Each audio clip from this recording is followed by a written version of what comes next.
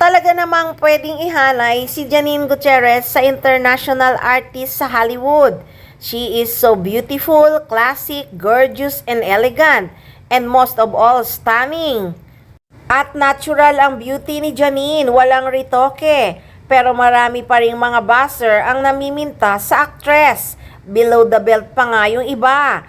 Meron pa ngang nagsabing may retoke daw. Ano ba ang pinaretoke? At may nagsabing mukha raw nanay. Diyos ko Lord, ano ba, wala nang masabi? Inday. Rest back tuloy ng fans ni Janine Gutierrez sa buzzer. Hoy, anong mukhang nanay? Nako, puro muta yata ang mata mo at super inggit sa napakagandang si Janine. Hoy, buzzer, bitter ka. Wala kang nakikitang maganda sa'yo. Puro ampalaya lang. Magtalong ka na lang, baka mabago ang araw mo. Oo nga, magtalong at okra, may kasamang kalabasa para luminaw ang mata. Ganon pa man, marami pa rin ang nanghihinayang sa actress kung bakit hindi sumali sa beauty pageant.